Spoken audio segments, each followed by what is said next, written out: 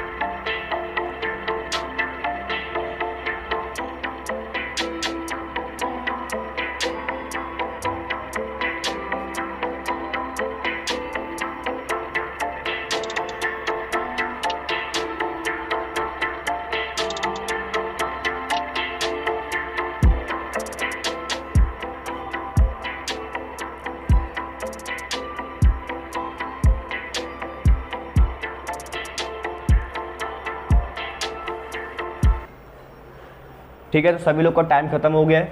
जिसका भी आंसर आ गया हो वो अपने आंसर कमेंट बॉक्स में बताए कि आंसर कितना आ रहा है और आंसर बताए कि मेरा आंसर सर आ चुका है, ठीक है।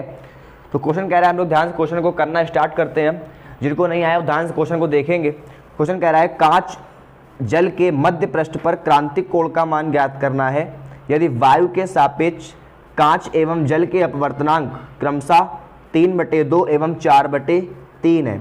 देखिए इसकी लाइन पढ़िए, कह रहा है यदि वायु के सापेक्ष कांच का और जल का अपवर्तन हमको दे रखा है और क्रम से दे रखा है 3/2 और 4/3, यानी पहले कांच आया है इसलिए वायु के सापेक्ष पहले कांच आया है। इसका मतलब कि वायु के सापेक्ष कांच का अपवर्तनांक कितना है, वायु के सापेक्ष है मतलब ए पहले आएगा और वायु के सापेक्ष कांच का अपवर्तनांक दे रखा है 3/2 तथा इसके बाद कह रहा है कि वायु के सापेक्ष जो जल का अपवर्तनांक है वो कितना है 4/3, यानी वायु के सापेक्ष जल यानी कि W जल का अपवर्तनांक कितना है 4/3। तो हमें कांच और जल के मध्य पृष्ठ पर क्रांतिक कोण का मान निकालना है और जल के मध्य पृष्ठ पर क्रांतिक कोण का मान निकालना है, यानी कि हमको IC का मान निकालना है, क्रांतिक कोण का मान निकालना है। दोस्तों जरा एक बात ध्यान दीजिए, क्रांतिक कोण का मान निकालने के लिए हमको अपवर्तनांक दिए गए हैं वायु के सापेक्ष कांच का और वायु के सापेक्ष जल का और हमसे क्रांतिक कोण का मान पूछना चाहता है। हम सभी लोग जानते हैं क्रांतिक कोण का फॉर्मूला होता है कि साइन IC, यानी क्रांतिक कोण की जो ज्या होती है वो अपवर्तनांक के यानी कि n के रिवर्स के बराबर होती है, यानी कि साइन IC बराबर होता है 1/n। अच्छा, हमको क्रांतिक कोण किससे किसके बीच में निकालना है, क्वेश्चन ध्यान से देखिए। क्रांतिक कोण हमको निकालना है कांच जल के मध्य पृष्ठ पर, यानी कांच और जल के मध्य निकालना है क्रांतिक कोण। अच्छा, कांच और जल, कांच मतलब ग्लास और जल मतलब W। हम सभी लोग जानते हैं कि क्रांतिक कोण का जब ये वाला फॉर्मूला यूज करते हैं साइन IC बराबर 1/n, तो मैंने आपको बहुत बार ये बात बताई है कि यहाँ पर हमेशा जो अपवर्तनांक यूज करते हैं वो विरल के सापेक्ष सघन का यूज करते हैं। विरल के सापेक्ष यूज करते हैं किसका, सघन माध्यम का अपवर्तनांक। अच्छा, कांच और जल में, यानी कि कांच और जल में विरल कौन है, कांच और जल में विरल माध्यम कौन सा होगा, जल। तो जल आएगा पहले और कांच क्या है, सघन, तो कांच आएगा बाद में। यानी कि साइन IC बराबर 1/n वाले फॉर्मूले में हमेशा विरल माध्यम के सापेक्ष सघन माध्यम का अपवर्तनांक यूज करते हैं। ये मैंने बात आपको बहुत बार बताई है। इसलिए जल आ जाएगा पहले और कांच आ जाएगा बाद में, यानी कि जल के सापेक्ष कांच का अपवर्तनांक, यानी कि विरल माध्यम के सापेक्ष सघन माध्यम का अपवर्तनांक। ठीक है, तो हमको पहले WNG का मान निकालना पड़ेगा। WNG का मान हम लोग कैसे निकालते हैं? कल वाली क्लास में मैंने आपको बताया था कि WNG को निकालने के लिए इसको हम लोग लिखेंगे क्या? NG/NW, NG/NW।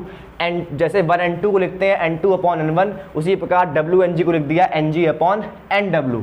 अब दोनों ही अपवर्तनांक हम लोग किसी के सापेक्ष करते हैं। हमको किसके सापेक्ष दिए गए अपवर्तनांक? वायु के सापेक्ष। इसलिए हम दोनों अपवर्तनांकों को वायु की सापेक्षता दे देंगे, यानी दोनों को एयर की रिस्पेक्ट में ही बात करेंगे। ठीक, तो अगर हम दोनों को एयर के रिस्पेक्ट में बात करें तो ये हो जाएगा ANG/ANW।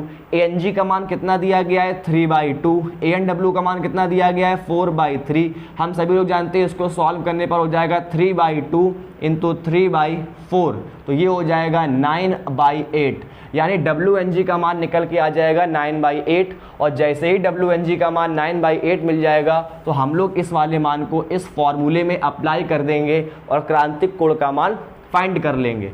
तो क्रांतिक कोण बराबर हो जाएगा साइन IC = 1/WNG, और WNG का मान कितना निकल के आया है? 9/8, यानी ये हो जाएगा 1/9/8, यानी कि साइन IC इक्वल हो जाएगा 8/9। और जब हमें साइन IC इक्वल 8/9 मिल जाएगा तो हम लोग को क्रांतिक कोण यानी कि IC की वैल्यू निकालनी थी, तो हम इसको लिख देंगे कि जो क्रांतिक कोण होगा IC वो हो जाएगा साइन इनवर्स 8/9, यानी क्रांतिक कोण का मान हो जाएगा साइन इनवर्स 8/9। यही आपका क्या हो जाएगा? फाइनल आंसर है। तो किस किस बच्चे का आंसर बिल्कुल सही आया है वो अपना आंसर जरूर बताए कि आंसर आ जाएगा साइन इनवर्स 8/9। ये क्वेश्चन आपका एग्जाम में आया हुआ क्वेश्चन है, 2010 में क्वेश्चन ये पेपर में पूछा भी गया है, और आंसर आ जाएगा साइन इनवर्स 8/9। ठीक है, तो सभी लोग को पहला क्वेश्चन बिल्कुल क्लियर हो गया होगा। अब हम लोग बिना टाइम वेस्ट किए आगे बढ़ते हैं। सभी लोग ध्यान से क्वेश्चन को एक बार स्क्रीनशॉट ले लेंगे या इसको कॉपी में नोट करते रहेंगे, न्यूमेरिकलों की प्रैक्टिस करते रहेंगे। ठीक है, अब हम लोग आगे बढ़ते हैं अपने सेकंड क्वेश्चन में। ठीक, सेकंड क्वेश्चन आपको स्क्रीन के ऊपर दिखाई दे रहा होगा कि सेकंड क्वेश्चन आपसे क्या कहना चाहता है। सभी लोग क्वेश्चन को एक बार ध्यान से पढ़ें और समझने का प्रयास करें कि सेकंड नंबर क्वेश्चन आपसे क्या कहना चाहता है। ठीक है, तो सेकंड नंबर क्वेश्चन क्या कह रहा है? हाँ, तो सेकंड नंबर क्वेश्चन क्या कह रहा है?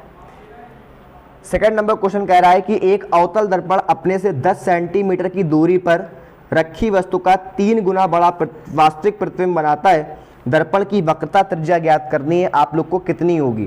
क्वेश्चन ध्यान से पढ़िए और उसको सॉल्व करने का प्रयास करिए। आप सभी लोग के पास 1 मिनट का समय है, सभी लोग क्वेश्चन को जल्दी सॉल्व करें।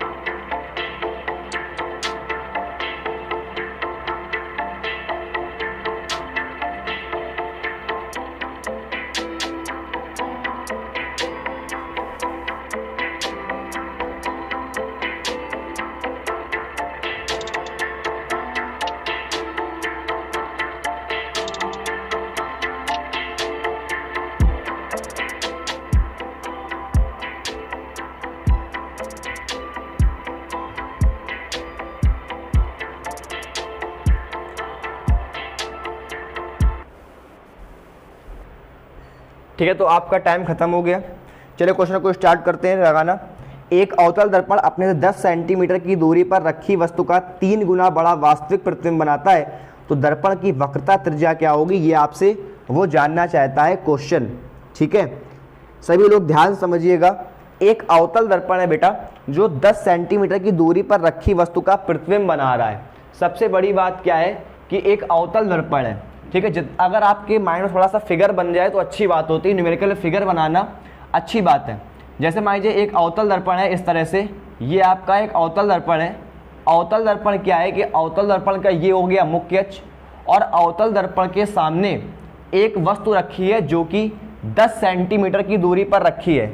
अगर वस्तु 10 सेंटीमीटर की दूरी पर रखी है तो इसका मतलब ये हुआ कि वस्तु की दूरी क्या होती है u, और u बराबर कितना दिया गया है 10 सेंटीमीटर।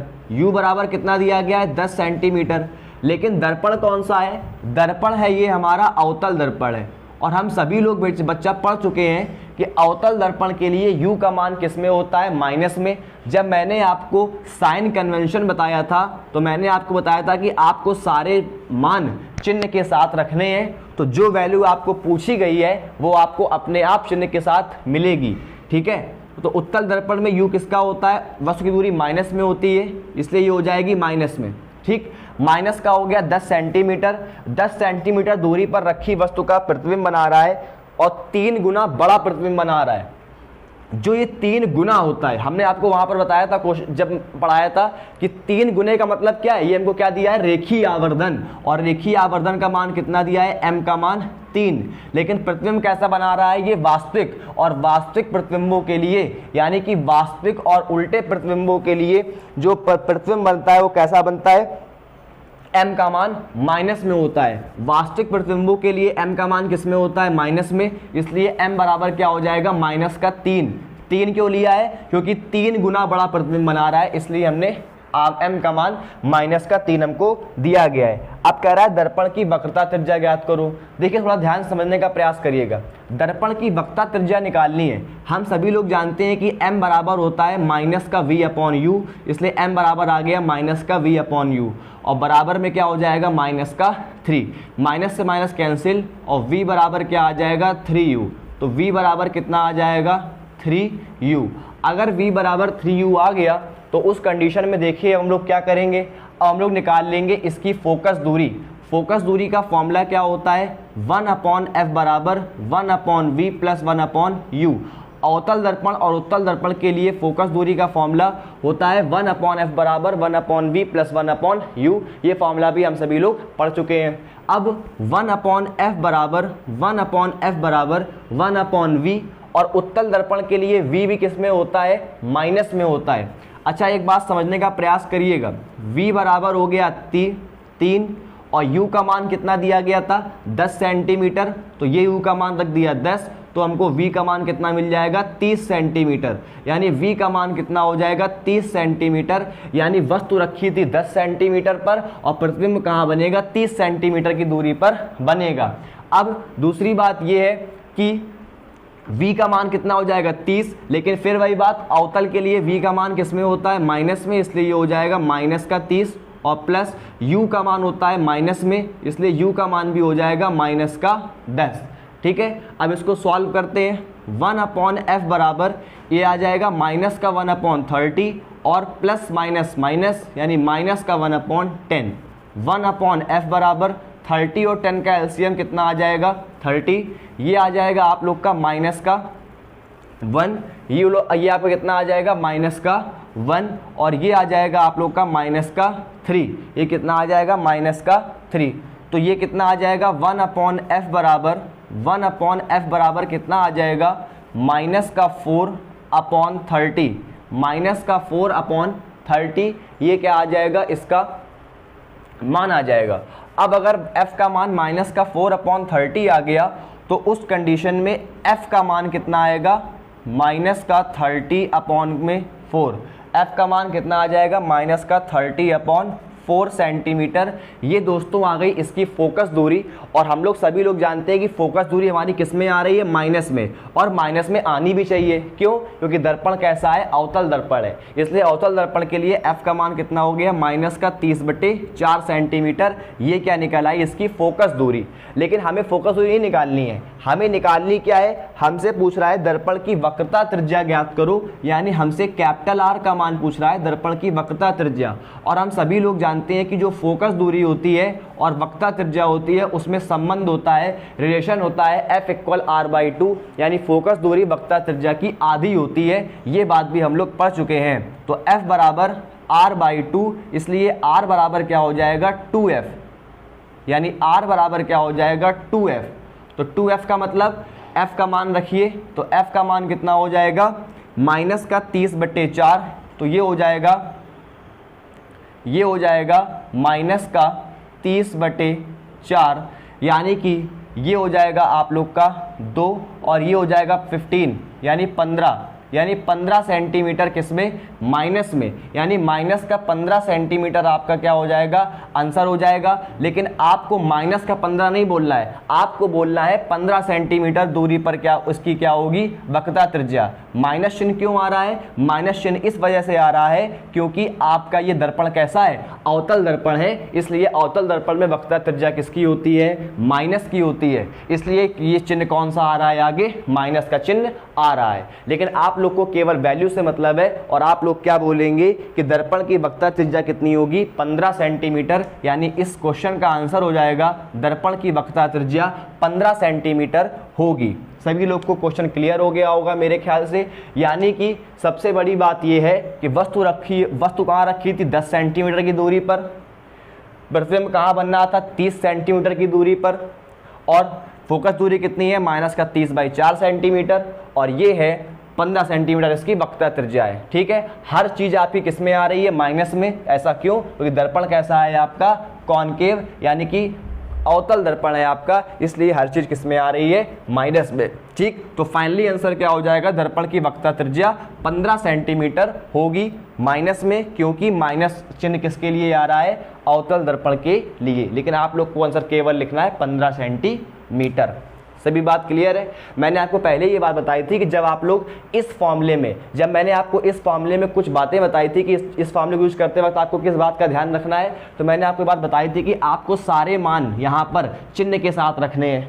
ठीक है, और चिन्ह मैंने आपको सारे बताए थे, चिन्ह के साथ रखोगे तो जो आंसर मिलेगा वो भी हमेशा चिन्ह के साथ ही मिलेगा, इसीलिए ये 15 चिन्ह के साथ मिल रहा है। लेकिन हमें किससे मतलब है केवल 15 सेंटीमीटर से।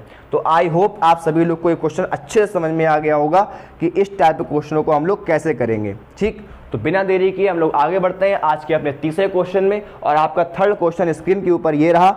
आप लोग क्वेश्चन को ध्यान से पढ़िए और उसको सॉल्व करने का प्रयास करिए। ठीक है, क्वेश्चन नंबर 3 आप लोग सॉल्व करें। सभी लोग के पास टाइम है 1 मिनट का, आपका टाइम स्टार्ट हो रहा है।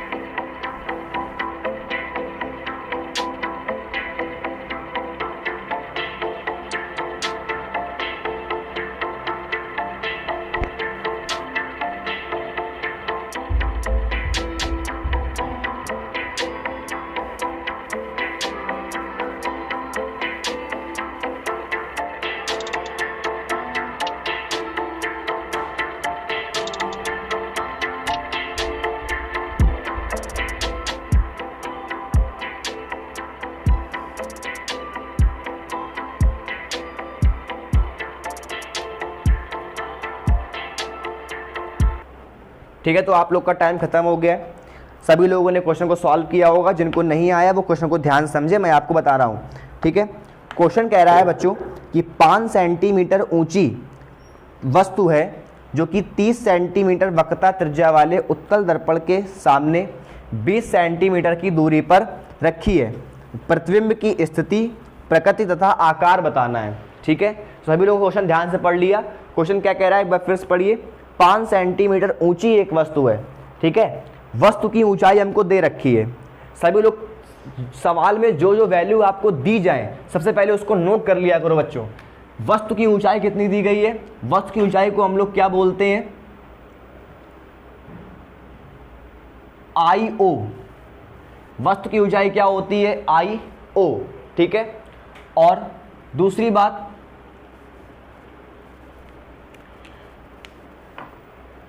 IO ना बोल करके इसको बोलो HO, हाइट ऑफ ऑब्जेक्ट। यानी वस्तु की ऊंचाई होती है HO, जो आपको कितनी दे रखी है? 5 सेंटीमीटर। यानी 5 सेंटीमीटर एक वस्तु है जिसकी ऊंचाई 5 सेंटीमीटर है और 30 सेंटीमीटर वक्रता त्रिज्या वाले उत्तल दर्पण के सामने उत्तल दर्पण के सामने, यानी कि एक उत्तल दर्पण है जिसकी वक्रता त्रिज्या यानी कि कैपिटल आर का मान कितना दिया गया है 30 सेंटीमीटर। 30 सेंटीमीटर इस उत्तल दर्पण की वक्रता त्रिज्या है। कह रहा है इसके सामने 20 सेंटीमीटर की दूरी पर रखी है, यानी कितनी दूरी पर रखी है वस्तु 20 सेंटीमीटर। 20 सेंटीमीटर मतलब हमको u का मान कितना दे दिया है उसने 20 सेंटीमीटर। 20 सेंटीमीटर की दूरी पर उसने क्या रख दी है, वस्तु रख दी है। तो हमसे पूछ रहा है कि प्रतिबिंब की स्थिति, प्रकृति तथा आकार ज्ञात करो। सभी थोड़ा ध्यान समझेंगे। उत्तल दर्पण किस प्रकार से होता है, उत्तल दर्पण इस प्रकार से होता है। ये आपका होता है उत्तल दर्पण। उत्तल दर्पण के अंदर वाले तल में पॉलिश होती है और परावर्तन कहाँ से होता है, उभरे हुए भाग से। अब अगर उत्तल दर्पण की बात करें तो एक वस्तु रखी है 20 सेंटीमीटर की दूरी पर। तो मान लो कि यहाँ पर एक वस्तु रखी है जो कितनी दूरी पर रखी है 20 सेंटीमीटर की दूरी पर। तो हम सभी लोग जानते हैं कि उत्तल दर्पण में अगर हम लोग 20 सेंटीमीटर दूरी पर वस्तु रखी है तो उत्तल दर्पण के लिए u का मान किस में होता है, माइनस में, ठीक है, और r का मान किस में होता है, प्लस में। उत्तल दर्पण की वक्रता त्रिज्या प्लस में होती है, धनात्मक होती है, जबकि u का मान किस में होता है, माइनस में। हम लोग को निकालना क्या है, प्रतिबिंब की स्थिति, यानी कि हम लोग को v का मान निकालना है और हमें इस प्रतिबिंब का आकार भी बताना है, ठीक है। तो सबसे पहले हम लोग v का मान निकालते हैं।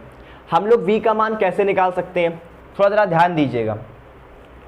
हम लोग v का मान यहाँ पर कैसे निकाल सकते हैं, हम लोग को पता है कि अगर दर्पण की वक्रता त्रिज्या r है यानी 30 सेंटीमीटर है तो फिर इसकी फोकस दूरी कितनी होगी, f बराबर r/2 कर दो तो फोकस दूरी कितनी हो जाएगी इसकी 15 सेंटीमीटर। तो इसकी फोकस दूरी हो गई 15 सेंटीमीटर, यानी इस उत्तल दर्पण की फोकस दूरी कितनी होगी 15 सेंटीमीटर। दर्पण हमारा कौन सा है, मैं लिख दे रहा हूं, दर्पण कौन सा है, उत्तल, यानी कि कॉन्वेक्स मिरर है। अब फोकस दूरी मिल गई हमको कितनी, 15 सेंटीमीटर। अगर हमें इसकी फोकस दूरी मिल गई है तो उस कंडीशन में हम क्या निकाल लेंगे, प्रतिबिंब की स्थिति निकाल लेंगे। कैसे, प्रतिबिंब की स्थिति निकालने के लिए हम फॉर्मूला यूज कर लेंगे 1/f बराबर 1/v प्लस 1/u। 1/f बराबर 1/v प्लस 1/u। अब उत्तल दर्पण के लिए f का मान किस में होता है, प्लस में, इसलिए कितना रखेंगे 1/15 बराबर इक्वल 1/v। v का मान हमको फाइंड करना है और प्लस का 1/u, u का मान होता है 20, और लेकिन उत्तल दर्पण के लिए u का मान किस में होता है, माइनस में, इसलिए माइनस का 1/20। अब जरा इसको सॉल्व करिए, v का मान निकालिए। तो ये क्या हो जाएगा, ये आ जाएगा 1/15 बराबर 1/v माइनस का 1/20। ये माइनस का 1/20 इस तरफ आएगा, अतः हमको मिलेगा 1/v बराबर 1/15 और प्लस का 1/20। जब हम लोग इसका एलसीएम लेंगे तो 20 और 15 का जो एलसीएम आएगा वो कितना आ जाएगा,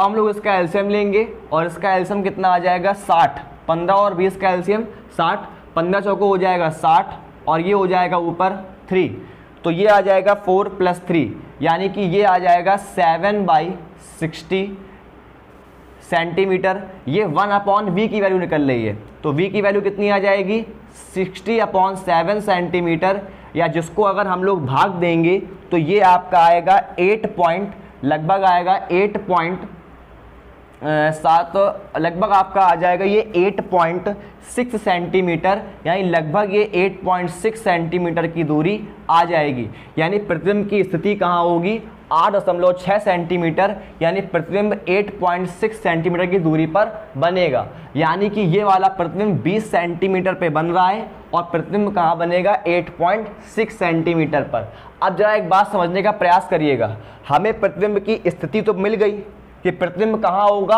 8.6 सेंटीमीटर की दूरी पर होगा, लेकिन हमें प्रतिबिंब का प्रकृति बतानी है और प्रतिबिंब का आकार भी बताना है। अच्छा, प्रतिबिंब का आकार मतलब प्रतिबिंब की ऊंचाई। ये क्या निकली, प्रतिबिंब की स्थिति। अब प्रतिबिंब की ऊंचाई देख लें, यानी कि प्रतिबिंब का आकार देखते हैं। तो अगर हमें प्रतिबिंब का आकार निकालना है तो हम सभी लोग जानते हैं कि प्रतिबिंब की ऊंचाई का फॉर्मूला होता है, अगर हम लोग जानते हैं कि प्रतिबिंब की ऊंचाई और वस्तु की ऊंचाई यानी HI/HO बराबर होता है माइनस का v अपॉन यू। ये दोनों ही आवर्धन के फॉर्मूले होते हैं। m बराबर h i upon h o बराबर माइनस का v अपॉन यू। ये फॉर्मूला हम लोग पढ़ चुके हैं। एच आई मतलब हाइट ऑफ इमेज, यानी कि हमको प्रतिबिंब की ऊंचाई बतानी है, प्रतिबिंब का आकार बताना है, इसका मतलब हमको एच आई का मान निकालना है। एच ओ का मान कितना दिया गया था हमको, 5 सेंटीमीटर। एच ओ का मान दिया गया है 5 सेंटीमीटर बराबर माइनस का v अपॉन यू।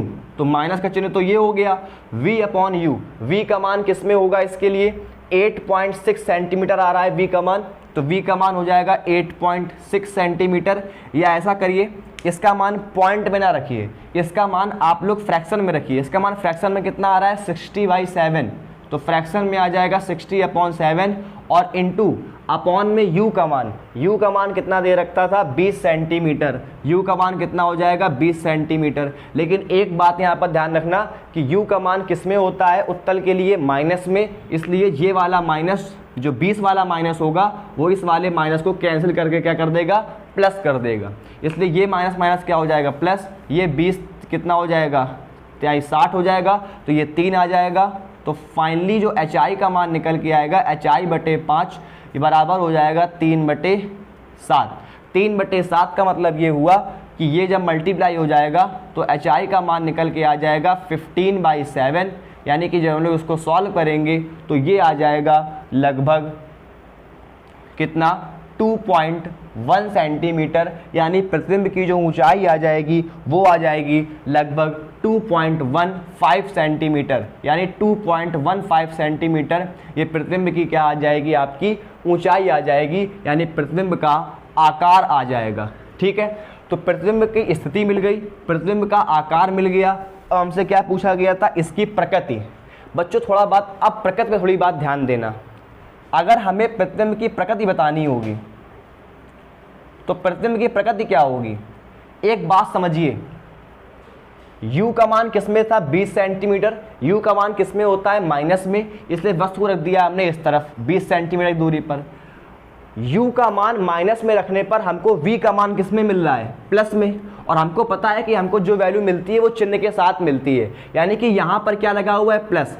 अगर ये दूरी प्लस में है तो हम सभी लोग जानते हैं कि प्रकाश किरणें यहाँ से आती हैं, प्रकाश किरण यहाँ से आएगी, और अगर हम लोग किरण की दिशा में चलते हैं तभी हमको किस में लेना पड़ता है, v का मान प्लस में। अगर हमको v का मान प्लस में मिल रहा है तो इसका मतलब कि हम लोग वस्तु हमारी कहाँ रखी होगी, यहाँ पर कहीं पर, यानी कि दर्पण के पीछे रखी होगी। और कितनी दूरी पर रखी होगी, 8.6 सेंटीमीटर। यानी दर्पण जो वस्तु बन रही होगी, दर्पण का जो प्रतिबिंब बन रहा होगा वो यहाँ कहीं पर बन रहा होगा, और यहाँ पर कहीं पर हमको क्या मिल रहा होगा, इसका प्रतिबिंब। कितनी दूरी पर, 8.6 सेंटीमीटर की दूरी पर हमको इसका प्रतिबिंब मिल रहा होगा। क्यों, क्योंकि अगर हम उस तरफ प्रतिबिंब बनाएंगे तभी जब हम v को नापने जाएंगे तो हम प्लस में चलेंगे। अगर हम प्रतिबिंब इस तरफ बना देंगे तो फिर v का मान किस में हो जाएगा, माइनस में। लेकिन v का मान आ किस में रहा है, प्लस में। इसका मतलब प्रतिबिंब कहाँ बनेगा, दर्पण के पीछे बनेगा। तो सभी लोग इस बात को ध्यान रखेंगे कि प्रतिबिंब कहाँ बनेगा, दर्पण के पीछे बनेगा। और दूसरी बात, कैसा बनेगा, एच आई का मान किस में आ रहा है, प्लस में। हम सभी लोग को पता है कि एच ओ का मान कितना दिया गया था हम लोग को, 5 सेंटीमीटर, और काहे का, प्लस का। हम लोग जानते हैं मुख्य अक्ष के ऊपर की दूरियां प्लस में होती हैं और नीचे की दूरियां माइनस में होती हैं। लेकिन एच आई का मान किस में आ रहा है, प्लस में। इसका मतलब प्रतिबिंब कहाँ बनना होगा, ऊपर की तरफ। और अगर ऊपर बनेगा तो मतलब प्रतिबिंब कैसा बनेगा, सीधा और आभासी। तो प्रतिबिंब कैसा बनेगा, सीधा और आभासी। तो देखो बच्चों, क्वेश्चन का पूरा पोस्टमार्टम हो गया कि क्वेश्चन हमसे क्या कहना चाहता था। सबसे पहली बात उसने हमसे क्या पूछा था, प्रतिबिंब की स्थिति। तो प्रतिबिंब की स्थिति कहाँ होगी, दर्पण के पीछे। कितनी दूरी पर, 8.6 सेंटीमीटर की दूरी पर प्रतिबिंब की स्थिति होगी। फिर उसने हमसे पूछा था क्या, दर्पण प्रतिबिंब की प्रकृति। प्रतिबिंब की प्रकृति कैसी होगी, प्रतिबिंब होगा सीधा और आभासी। फिर दूसरा उसने हमसे क्या पूछा था कि प्रतिबिंब का आकार क्या होगा। तो प्रतिबिंब का आकार यानी कि प्रतिबिंब की ऊंचाई कितनी होगी, 2.15 सेंटीमीटर। ये प्रतिबिंब की क्या होगी, ऊंचाई। तो हो गया क्वेश्चन का पूरा पोस्टमार्टम, और एक एक बात हम लोग को बिल्कुल क्लियर हो गई होगी। ठीक है बच्चों, तो सभी लोग क्वेश्चन को बहुत ध्यान से समझने का प्रयास करिए। किसी बच्चे को कोई भी डाउट होता है तो अपना क्वेश्चन कमेंट बॉक्स में डाल सकता है, मैं उसका रिप्लाई जरूर करूंगा। ठीक है, तो हम लोग अब अपने अगले क्वेश्चन में बढ़ते हैं। ये आपका क्वेश्चन नंबर 3 था आज की क्लास का, जो कि बड़ा ही इंपॉर्टेंट क्वेश्चन साबित हो रहा है। ठीक है, हम लोग आगे बढ़ते हैं अपने अगले क्वेश्चन में, और 4th नंबर क्वेश्चन आपकी स्क्रीन के ऊपर आपको दिखाई दे रहा है। इस 4th नंबर क्वेश्चन को आप लोग सॉल्व करने का प्रयास करें। आप सभी लोग के पास 1 मिनट का समय फिर से दिया जा रहा है, आपका समय स्टार्ट हो रहा है।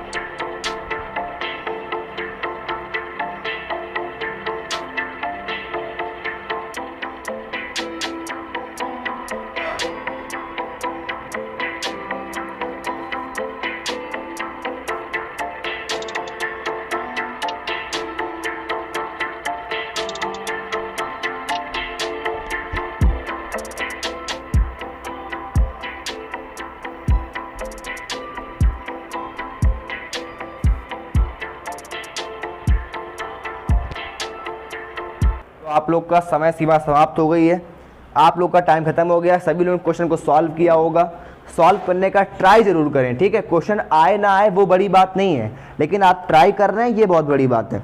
तो क्वेश्चन को ट्राई कर रहे हैं। क्वेश्चन नंबर 4 आपसे क्या कह रहा है, सही बच्चे क्वेश्चन को ध्यान से पढ़ेंगे।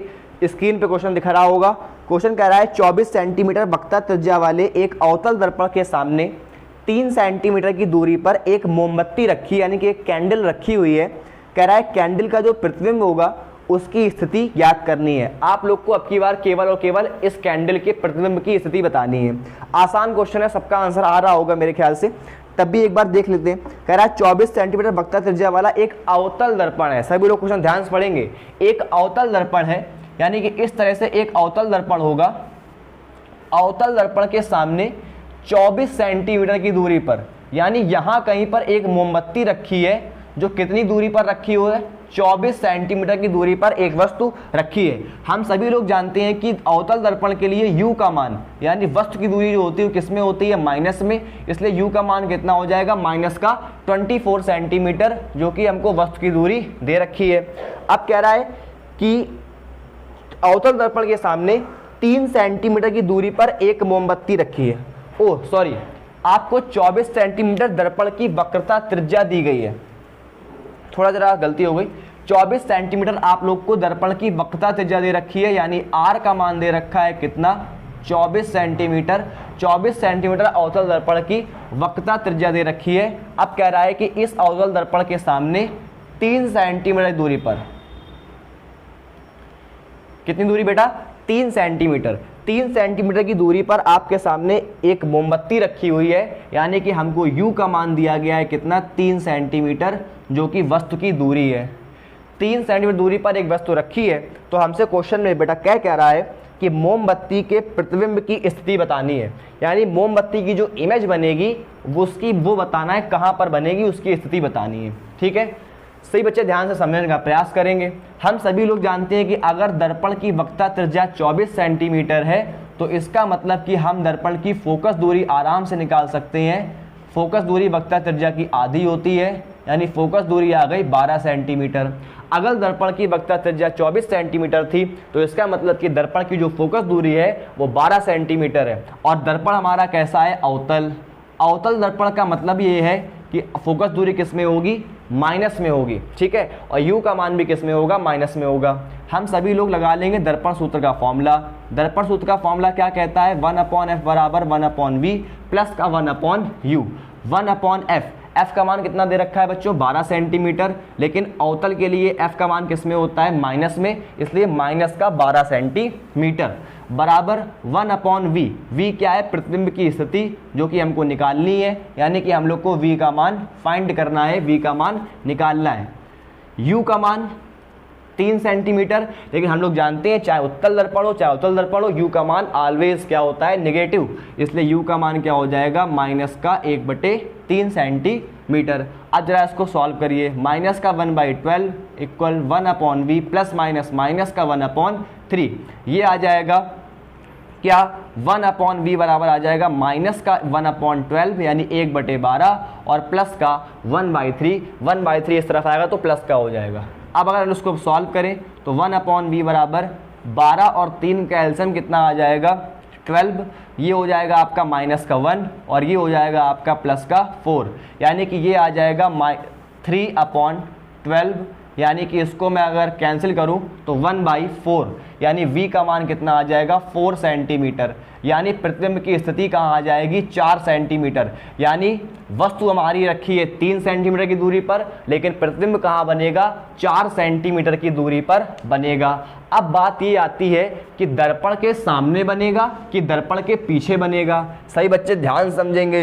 अब बात ये आती है बच्चों कि दर्पण के सामने बनेगा कि दर्पण के पीछे बनेगा, तो वो हमें कौन बताएगा, वो बताएगा हमको चिन्ह यानी कि साइन बताएगा। v का साइन क्या आ रहा है, v का मान आ रहा है प्लस का 4, तो v का साइन आ रहा है प्लस में, और अगर v का साइन प्लस में आ रहा है तो हम सभी लोग जानते हैं किरण चलेंगे इस डायरेक्शन में, और अगर हम लोग किरण के डायरेक्शन में चलते हैं, अगर हम लोग किरण की दिशा में चलते हैं तभी हमको प्लस वाली वैल्यू मिलती है। अगर v का मान प्लस में आ रहा है इसका मतलब कि प्रतिबिंब कहाँ बन रहा होगा दर्पण के पीछे, यानी प्रतिबिंब यहाँ कहीं पर बन रहा होगा 4 सेंटीमीटर की दूरी पर क्या होगा प्रतिबिंब इसका बन रहा होगा, यानी v का मान आ जाएगा 4 सेंटीमीटर जो कि आपका दर्पण के पीछे बनेगा इसका प्रतिबिंब, और दर्पण के पीछे बनेगा इसका प्रतिबिंब कितनी दूरी पर 4 सेंटीमीटर की दूरी पर, यानी 4 सेंटीमीटर की दूरी पर आप लोग का प्रतिबिंब बन जाएगा, यानी कि प्रतिबिंब की स्थिति आ जाएगी 4 सेंटीमीटर कहाँ पर दर्पण के पीछे। ठीक है बच्चों, सभी लोग को बात समझ में आ गई होगी। ये क्वेश्चन भी आप लोग का पेपर में पूछा गया क्वेश्चन है, 2014 में ये क्वेश्चन पूछा गया था आपके एग्जाम में। ठीक है, तो सभी लोग को क्वेश्चन ये समझ में आ गया होगा कि दर्पण बनेगा प्रतिबिंब बनेगा 4 सेंटीमीटर की दूरी पर, और कैसा बनेगा और कहाँ बनेगा दर्पण के पीछे बनेगा। ठीक है, सभी लोग को बात क्लियर हो गई है। ठीक, तो हम लोग बढ़ते हैं अपने अगले क्वेश्चन में। अगला क्वेश्चन 5वां नंबर क्वेश्चन हमसे क्या कह रहा है, आपके सामने स्क्रीन पर 5वां नंबर क्वेश्चन आ गया, सभी लोग ध्यान से पढ़ें और सॉल्व करने का प्रयास करें। आपके पास 1 मिनट का समय है, जल्दी ट्राई करें।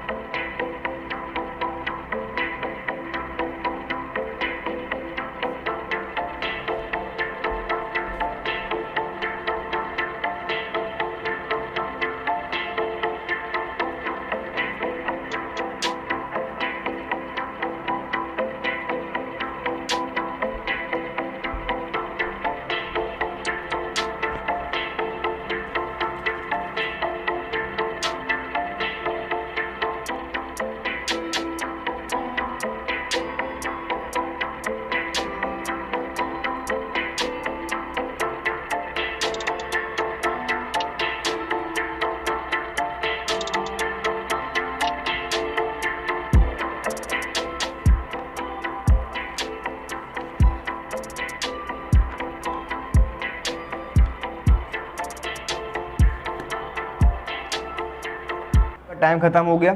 ठीक, सभी लोगों ने क्वेश्चन को ट्राई किया। ठीक है, जिसका आया वो अपना आंसर कमेंट बॉक्स जरूर बताए कि अपना आंसर सर मेरा आंसर आ रहा है और कितना आ रहा है। ठीक है, तो हम लोग क्वेश्चन को आगे बढ़ते हैं, समझने का प्रयास करते हैं। सभी लोग क्वेश्चन को ध्यान से पढ़ें।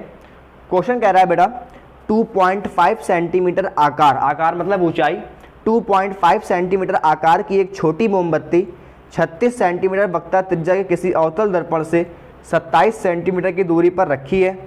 दर्पण से किसी पर्दे को कितनी दूरी पर रखा जाए कि उसका स्पष्ट प्रतिबिंब पर्दे पर बने। प्रतिबिंब की प्रकृति बतानी है और प्रतिबिंब का आकार भी बताना है हम लोग को। और उसने क्वेश्चन और ऐड कर दिया इसमें, कह रहा है यदि मोमबत्ती को दर्पण की ओर ले जाएं तो पर्दे को किस ओर हटाना पड़ेगा। ठीक है बच्चों, ये आपका एनसीईआरटी क्वेश्चन है और एनसीईआरटी क्वेश्चन भी इंपॉर्टेंट है, उनको भी हम लोग साथ में लेते हुए चलेंगे।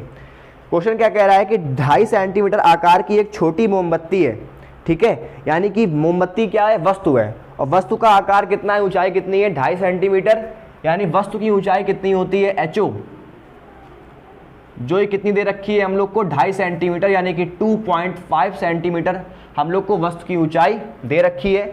हमसे कह रहा है कि 36 सेंटीमीटर वक्रता त्रिज्या किसी अवतल दर्पण से, दर्पण कैसा है अवतल, यानी अवतल दर्पण से 36 सेंटीमीटर वक्रता त्रिज्या है। दर्पण की वक्रता त्रिज्या कितनी रखी है 36 सेंटीमीटर, यानी आर का मान दे रखा है 36 सेंटीमीटर। और दर्पण कैसा है हमारा अवतल, अवतल दर्पण 36 सेंटीमीटर वक्रता त्रिज्या वाला है। अब हमसे क्या कह रहा है बच्चों कि 27 सेंटीमीटर की दूरी पर रखी है, यानी मोमबत्ती कहाँ पर रखी है 27 सेंटीमीटर दूरी पर, यानी मोमबत्ती क्या है वस्तु, और वस्तु की दूरी कितनी रखी है 27 सेंटीमीटर, यानी वस्तु रखी है 27 सेंटीमीटर की दूरी पर रखी है। अब कह रहा है दर्पण से किसी पर्दे को कितनी दूरी पर रखा जाए कि उसका स्पष्ट प्रतिबिंब पर्दे पर बने।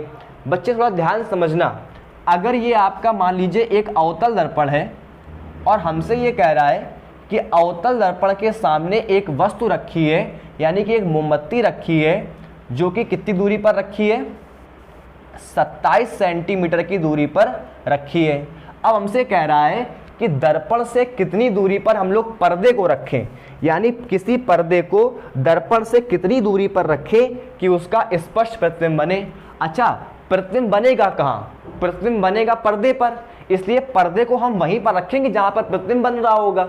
बात समझ में आ रही है, यानी जो दूरी पर्दे की होगी वही दूरी किसकी होगी प्रतिबिंब की दूरी, क्योंकि प्रतिबिंब किसके ऊपर बनेगा पर्दे के ऊपर, यानी कि पर्दे पर ही क्या बनेगा प्रतिबिंब, तो जो दूरी प्रतिबिंब की होगी वही दूरी पर्दे की भी होगी। यानी कि हमसे ये पूछ रहा है कि पर्दे को कितनी दूरी पर रखें, यानी हमसे पर्दे की दूरी पूछ रहा है, और पर्दे की दूरी क्या हो जाएगी वस्तु की दूरी, सॉरी प्रतिबिंब की दूरी, क्योंकि प्रतिबिंब बनेगा कहाँ पर पर्दे पर, इसलिए हम लोग को पर्दे की यानी कि प्रतिबिंब की दूरी निकालनी है। जो दूरी पर्दे की होगी वही दूरी प्रतिबिंब की भी होगी, तो हम लोग को v का मान निकालना है। बहुत आसान है, कैसे, हम सभी लोग जानते हैं कि अगर r का मान 36 सेंटीमीटर है, यानी कि अगर दर्पण की वक्रता त्रिज्या 36 सेंटीमीटर है, तो फिर फोकस दूरी कितनी हो जाएगी 18 सेंटीमीटर, फोकस दूरी कितनी हो जाएगी 18 सेंटीमीटर। लेकिन एक खास बात कि दर्पण कैसा है अवतल, और अवतल दर्पण के लिए f का मान किस में होता है माइनस में, इसलिए f का मान हो जाएगा 18 सेंटीमीटर, किस में माइनस में होगा, तो f का मान हो जाएगा माइनस का 18 सेंटीमीटर। आप सभी लोग मेरी बात ध्यान सुनेंगे, क्या हम लोग को v का मान निकालना है। सबसे पहले हम लोग दर्पण सूत्र लगाएंगे। दर्पण सूत्र का फॉर्मूला होता है 1/f बराबर 1/v plus 1/u। 1/f, f का मान कितना है माइनस का 18, दर्पण था अवतल इसलिए f का मान माइनस में ले रहे हैं, माइनस का 18। v का मान हम लोग को फाइंड करना है, और u का मान कितना रखा है 27 सेंटीमीटर। फिर वही बात, अवतल के लिए u का मान किस में होता है माइनस में, इसलिए हो जाएगा माइनस का 1/27। अब जरा इसको सॉल्व कर लीजिए, तो माइनस का 1/18 बराबर 1/v, और प्लस माइनस क्या हो जाएगा माइनस का 1/27 यानी 27। यहाँ से अगर 1/v की वैल्यू निकाले तो वो आ जाएगा माइनस का 1/18 और प्लस का 1/27, प्लस का 1/27, ठीक। तो अब इसका अगर एलसीएम लें तो 27 और 18 का एलसीएम कितना आ जाएगा 54 यानी 54, ये आ जाएगा इसका एलसीएम। अब 18 ऊपर आ जाएगा माइनस का 3 और यहाँ पर आ जाएगा प्लस का 2, माइनस का 3 और प्लस का 2 कितना हो जाएगा माइनस का 1 यानी कि माइनस का 1/54। तो v का मान कितना आ जाएगा माइनस का 54 सेंटीमीटर, यानी v का मान आ रहा है माइनस का 54 सेंटीमीटर। बच्चों बात को पकड़िए, v का मान माइनस में आ रहा है, और अगर v का मान माइनस में आ रहा है तो इसका मतलब किरणें कहाँ चलेंगी इस तरह से, और अगर v का मान माइनस में है इसका मतलब हम किरण के विपरीत चलेंगे, यानी किरण के विपरीत कहाँ बनेगा प्रतिबिंब, किरण के विपरीत यानी कि दर्पण के सामने बनेगा, और कितनी दूरी पर बनेगा 54 सेंटीमीटर की दूरी पर बनेगा। वस्तु कहाँ रखी थी 27 सेंटीमीटर पर, प्रतिबिंब और दूर बनेगा, और कहाँ बनेगा जाकर के 54 सेंटीमीटर की दूरी पर जाकर के बनेगा, यानी प्रतिबिंब और कहाँ बनेगा दर्पण के सामने बनेगा। दर्पण के सामने क्यों बन रहा है, क्योंकि माइनस में है। अगर दर्पण के पीछे होता तो फिर प्लस में आता, क्योंकि हम उस तरफ चलते।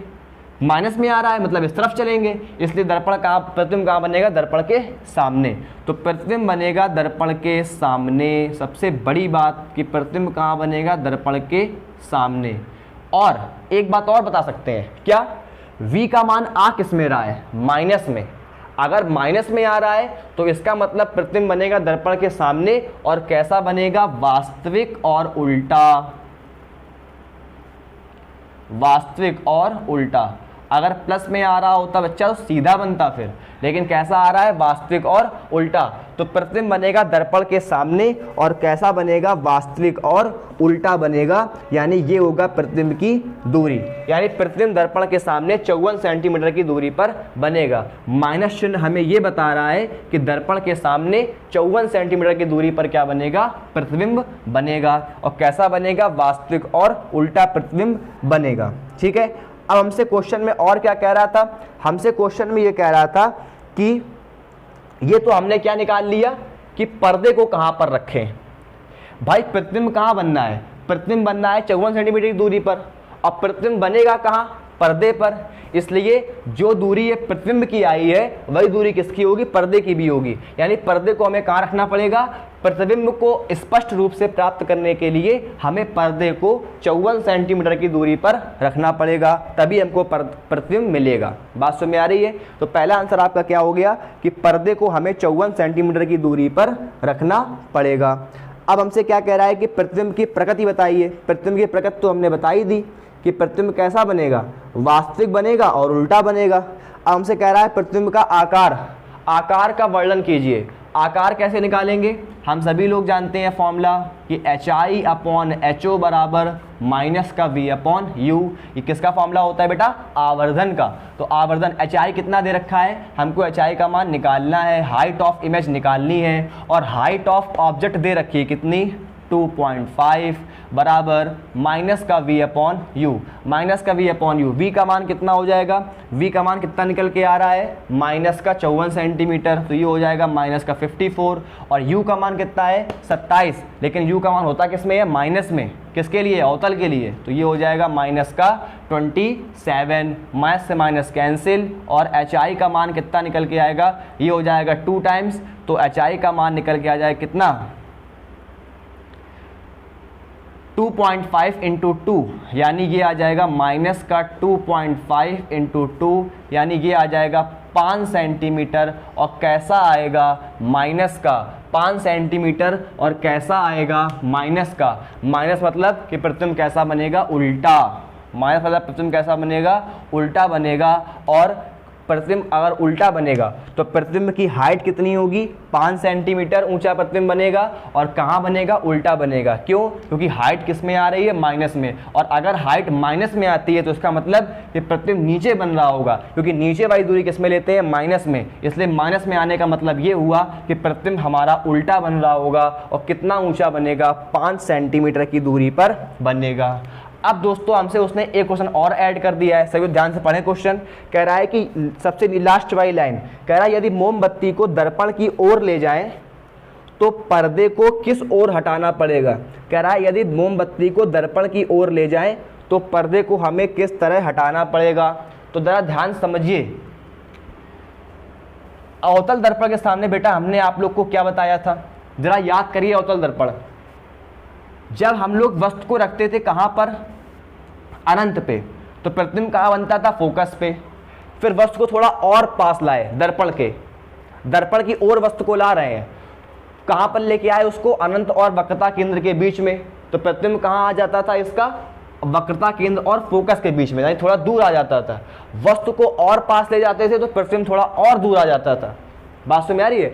यानी हम वस्तु को जितना दर्पण की तरफ ले जाएंगे, हमसे क्वेश्चन में कह रहा है कि अगर वस्तु को दर्पण की ओर ले जाए तो पर्दे को कहाँ हटाना पड़ेगा। तो सिंपल सी बात है कि अवतल दर्पण के सामने अगर हम लोग वस्तु को दर्पण के पास में ले जाते हैं तो उसका प्रतिबिंब कहाँ आता है, दूर। यानी कि हमको पर्दे को दूर हटाना पड़ेगा। सबसे बड़ी बात कि अगर हम लोग वस्तु को दर्पण की ओर ले जाएंगे तो उस कंडीशन में हम लोग को, यानी कि अगर हम लोग मोमबत्ती को दर्पण की ओर ले जाएंगे तो उस कंडीशन में हम लोगों को पर्दे को दूर हटाना पड़ेगा।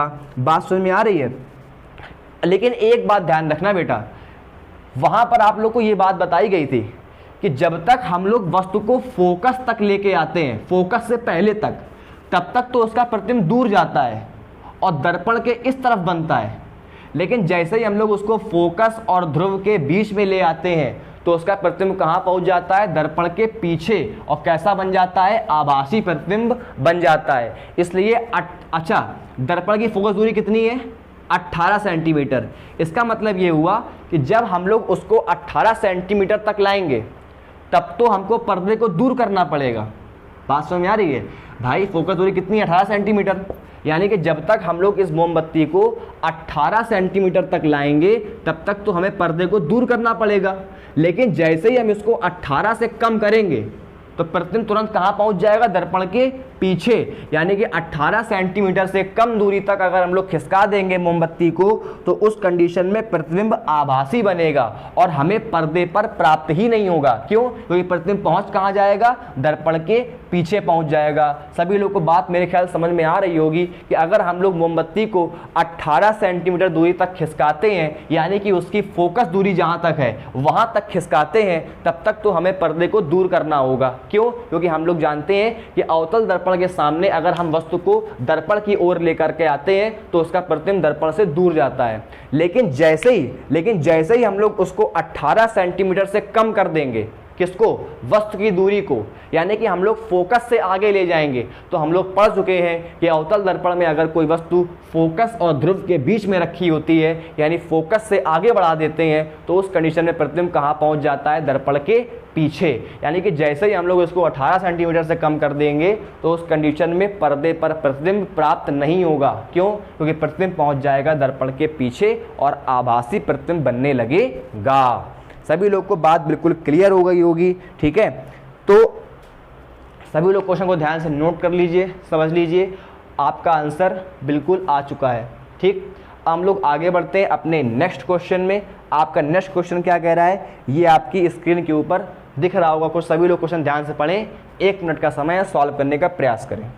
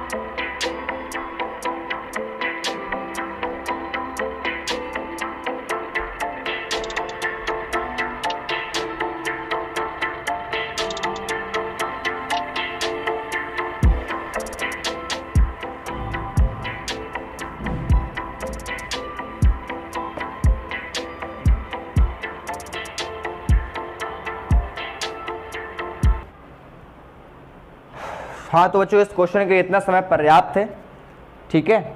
और अब हम लोग इस क्वेश्चन को देखते हैं। क्वेश्चन ये कह रहा है बेटा कि किसी झील के तट पर खड़ा एक मछुआरा झील के भीतर किसी गोताखोर द्वारा तिरछा देखने पर अपनी वास्तविक लंबाई की तुलना में कैसा प्रतीत होगा? छोटा प्रतीत होगा या लंबा प्रतीत होगा?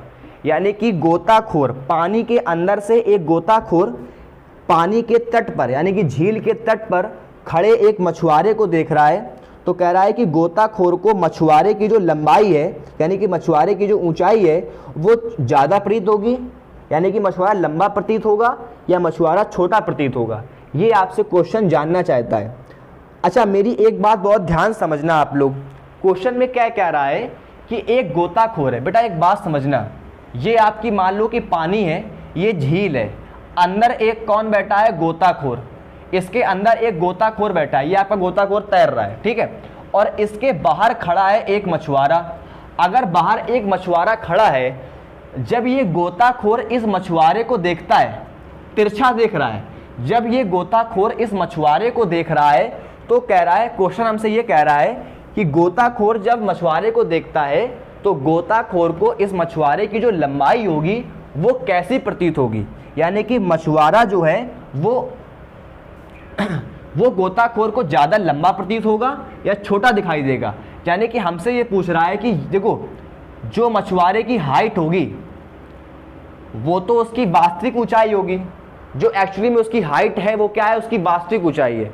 अब इसको दिखाई कितनी देगी? वास्तविक ऊंचाई से ज़्यादा या वास्तविक ऊंचाई से कम? तो बेटा हम सभी लोग जानते हैं कि गोताखोर है कहाँ पर? जल में, और जल का अपवर्तनांक कितना होता है? 4/3।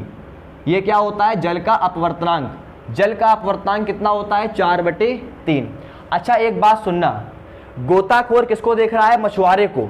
गोताखोर कहाँ है? जल में, और जल कैसा माध्यम है? सघन। मछुआरा कहाँ खड़ा है? बाहर। मछुआरा खड़ा है वायु में, और वायु कैसा माध्यम है? विरल। और प्रकाश किरण कहाँ जा रही है? सघन से विरल में। प्रकाश किरण जा रही है सघन से विरल में, यानी जल से जा रही है कहाँ पर? वायु में। अब जरा बात को समझने का प्रयास करना। गोताखोर मछुआरे को देख रहा है, यानी प्रकाश किरणें गोताखोर से चल करके कहाँ जा रही हैं? वस्तु की तरफ जा रही है, यानी कि मछुआरे की तरफ जा रही हैं। यानी किरणें जल से निकल के कहाँ जा रही हैं? वायु में जा रही हैं। यानी किरण जल से निकल करके कहाँ जा रही है? वायु में। अगर किरण जल से वायु में जा रही है तो पहला माध्यम क्या हो गया? जल। तो पहला माध्यम क्या हो जाएगा? वाटर, जल। और दूसरा माध्यम क्या हो गया? वायु, यानी कि एयर। तो ये क्या हो जाएगा? WNA, मतलब जल के सापेक्ष किसका अपवर्तनांक? वायु का अपवर्तनांक। यानी हम लोग को अपवर्तनांक दे रखा है कितना? 4/3। जल का अपवर्तनांक कितना होता है? 4/3। अगर जल का अपवर्तनांक 4/3 होता है, अगर जल का अपवर्तनांक 4/3 होता है, तो उस कंडीशन में हम लोग क्या जानते हैं? हम लोगों ने एक फॉर्मूला पढ़ा था कि जो आभासी गहराई होती है या ऊंचाई, जो कुछ आप बोले, वो बराबर होती है वास्तविक गहराई, वास्तविक गहराई अब बटे अपवर्तनांक।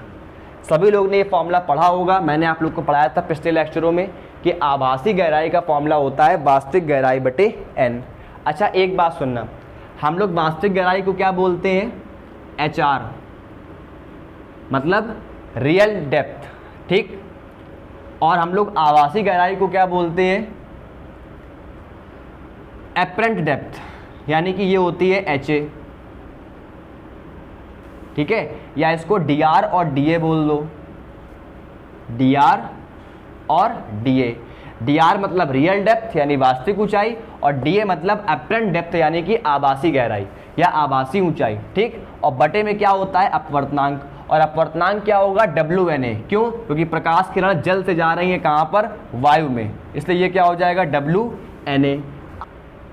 तो DA क्या हो जाएगी? वास्तविक आभासी गहराई। तो DA का मान किसके बराबर होगा? DR/WNA। अब WNA का मान कैसे निकालेंगे? WNA का मान कैसे निकालेंगे? WNA हो जाएगा क्या? NA/NW। हम सभी लोग जानते हैं 1N2 मतलब N2/N1, उसी प्रकार WNA मतलब NA/MW। NA कितना है? NA क्या होता है? वायु का अपवर्तनांक। A मतलब एयर, वायु का अपवर्तनांक कितना होता है? 1। और NW मतलब जल का अपवर्तनांक, जल का अपवर्तनांक कितना दिया गया है? 4/3। तो ये क्या आ जाएगा? 3/4। यानी WNA का मान कितना निकल के आएगा? 3/4। अगर WNA का मान 3/4 है तो ये वाली वैल्यू यहाँ पर रख दो। WNA का मान कितना हो जाएगा? 3/4, और 4 रिवर्स होकर कहाँ पहुँच जाएगा? ऊपर। यानी DA किसके बराबर आ जाएगा? 4/3 DR के। यानी DA जो आ जाएगा वो 4/3 DR के बराबर आ जाएगा।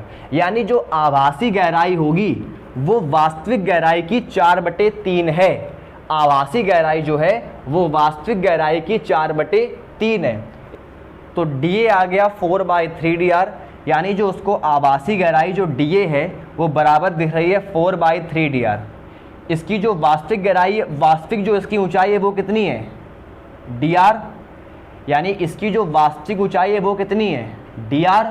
और आभासी कितनी दिखाई दे रही है? 4/3 DR। समझ पा रहे हैं? वास्तविक गहराई कितनी है? DR। और आभासी कितनी दिखाई दे रही है? 4/3 DR। भाई यही तो आभासी है। आभासी कितनी है? 4/3 DR। और हम सभी लोग जानते हैं कि 4/3 DR जो होगा वो DR से क्या होगा? बड़ा होगा। 4/3 DR जो होगा वो DR से क्या होगा? बड़ा होगा। अतः हम लोग ये कहेंगे कि आभासी गहराई ज़्यादा है और वास्तविक ऊंचाई क्या है? कम है।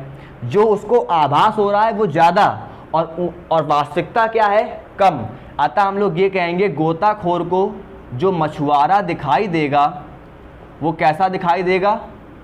अधिक लंबा दिखाई देगा। यानी वास्तविक गहराई से, यानी वास्तविक ऊंचाई से ज़्यादा लंबा दिखाई देगा। कौन? मछुआरा, किसको?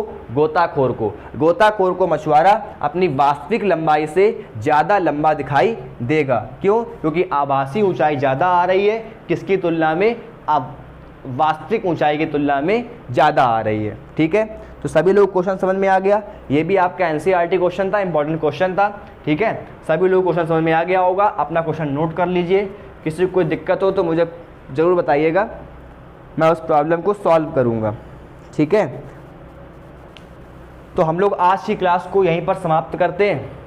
आज के जो क्वेश्चन थे वो काफ़ी ज़्यादा इंपॉर्टेंट क्वेश्चन थे, जो कि आपके बोर्ड एग्जाम की तुलना में बहुत ज़्यादा इंपॉर्टेंट है। ठीक है दोस्तों, न्यूमेरिकल की क्लास आपकी कल एक क्लास और होगी न्यूमेरिकल की, उसके बाद हम लोग एक क्लास और लेकर के आएंगे न्यूमेरिकल की, जिसमें केवल और केवल हम लोग पिछले वर्षों में पूछे गए आईआईटी मेंस और एडवांस तथा नीट के क्वेश्चनों को केवल डिस्कस करेंगे। यानी वो क्लास थोड़ी एडवांस लेवल की होगी, यानी उस क्लास में थोड़ा हम लोग अच्छे क्वेश्चनों को बिल्कुल देखेंगे, जो कि आपके मेंस और एडवांस, जेई मेंस और एडवांस या फिर नीट में पूछे गए हैं, उनको हम लोग डिस्कस करेंगे, उन क्वेश्चनों को हम लोग देखेंगे। ठीक है, हो सकता है वो क्वेश्चन आप लोग के ऊपर से जाए, आप लोग को समझ में ना आए, लेकिन सबसे बड़ी बात है कि आपको समझने का प्रयास करना है। ठीक है, क्वेश्चन थोड़े टफ होते हैं वहाँ वाले, क्योंकि वो एग्ज़ाम थोड़ा टफ होता है, लेकिन क्वेश्चन करते तो उसको बच्चे ही क्लियर है, इसलिए आप लोग को पढ़ना पड़ेगा और आप लोग को चीज़ों को समझना पड़ेगा। ठीक है,